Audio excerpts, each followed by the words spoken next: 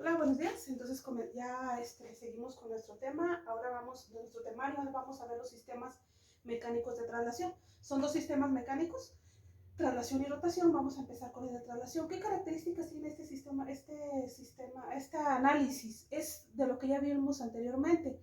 El comportamiento dinámico de un sistema mecánico de traslación se describe en términos de masa, de resorte, de amortiguador. Este es una interconexión entre ellos. Esto es un sistema mecánico de traslación. Una característica importante es que este tipo de sistemas disipan o almacenan energía, pero esta energía no se introduce al sistema. Es una característica importante. Entonces, todo este análisis que tenemos aquí de este lado es un análisis que ya sabemos hacer, ya lo hicimos.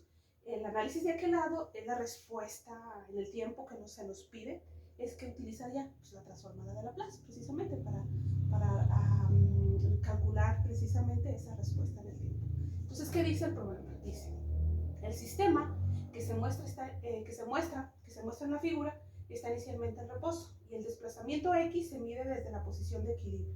Asumir que la masa M es igual a 1 kilogramo, B es igual a 12 newtons por segundo entre metro y K es igual a 10 newtons sobre metro. Obtener la respuesta del sistema cuando se aplican 10 newtons de fuerza a la masa M. Entonces, lo primero que tenemos que hacer es, obviamente, sustituir esos valores en la ecuación de movimiento. La ecuación de movimiento, concretamente para un sistema como este, ya la tenemos, ya la hemos calculado. Si ustedes se fijan aquí, no solamente es multiplicar aquí el valor de la masa. ¿Por qué? Por la segunda derivada. En este caso, eso ya lo hicimos. Y la B, en este caso, que es una constante de ahí del amortiguador, multiplicarla ¿por quién? Por la primera derivada. Ya lo habíamos hecho también. Según este esquema, hay esquemas que van a cambiar un poquitito, pero según este esquema sí está. Entonces, y la K también, que es la constante, pero en este caso del desplazamiento del resorte, de la deformación ahí del resorte. Entonces queda de esa manera. Igualada a quién? Obviamente a la fuerza, porque ahora sí nos dicen concretamente una fuerza. Entonces esta ecuación de movimiento para un sistema de este tipo ya está predeterminada, ya la hicimos, ya no es necesario volverla a hacer porque ya la tenemos. Entonces, ¿cuál es el paso que sigue? Pues sustituir los valores, en este caso sustituir el valor de la masa 1, el valor ahí de la constante del amortiguador que es 12 y de la constante del resorte que es 10, y obviamente 100, igualada a 10, que es la fuerza que se está aplicando ahí, la fuerza de 10 newtons, precisamente eso es lo que estamos haciendo. Y luego, ¿qué se hace? Aplicar la transformada de Laplace a ambos lados de la igualdad. Ya saben ustedes que para este tipo de sistemas las condiciones iniciales son ceros, entonces no tenemos necesidad de sustituir todo, S cuadrada menos y de 0 menos más y' de 0, no. Ya sabiendo que son condiciones iniciales igual a 0, simplemente sustituimos lo que corresponde. No tenemos por qué hacer más. Entonces aquí, S cuadrada, ¿por qué? Por X de S. Más 12S, porque estamos hablando de la primera derivada, por X de S. Más 100 por X de S, igual a ¿quién? A 10 sobre S, que es la transformada de una constante, 10 sobre S. Entonces eso es lo que tenemos que hacer, no tenemos por qué hacer nada más. Y ya nada más ahí agrupamos, ¿a quién? A los elementos que tienen X de S, pues que son los mismos. Entonces sería X de S por S cuadrada más 2S más 100 igual a 10 sobre S. Y ya lo que está, hay que dejar aquí la X de S sola. ¿Por qué? Porque nos están pidiendo precisamente la respuesta, que sería X de T. Entonces esto que está multiplicando, lo pasamos dividiendo y ya. Al quedarnos así, ¿qué es lo que observamos? Pues que vamos a utilizar fracciones parciales. No tenemos de otro remedio. ¿Por qué? Porque aquí tenemos una expresión en donde tenemos un factor lineal, porque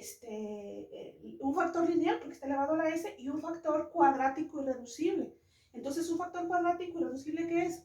Un factor que no podemos factorizar así de manera sencilla, de manera fácil. Entonces, no hay de otra que resolver esta expresión utilizando fracciones parciales. Entonces, ¿cómo se utilizan las fracciones parciales? Ustedes ya lo saben. Esta parte de aquí se iguala a ¿quién? Pues precisamente a esas fracciones. Si tenemos un factor lineal, es solamente agarrar ahí una variable, empezando con las letras del abecedario mayúsculas, y esa variable dividirla precisamente entre ese factor lineal.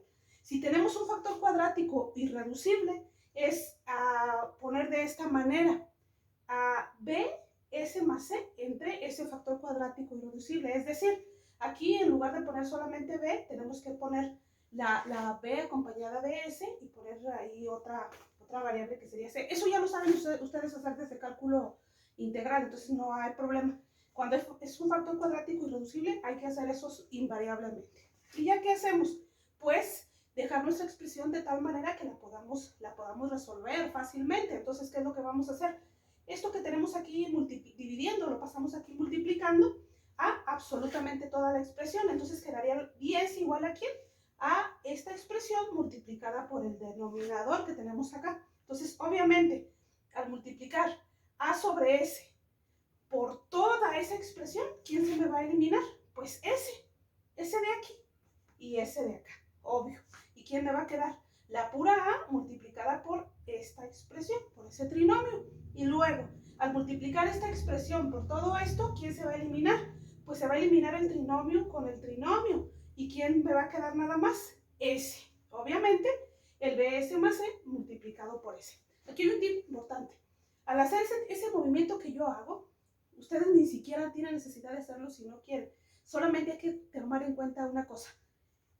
El que se elimina siempre es el que está en la parte del denominador de la variable.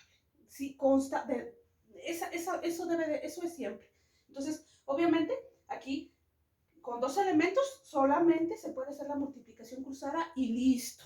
A por todo esto y BS más C por la S.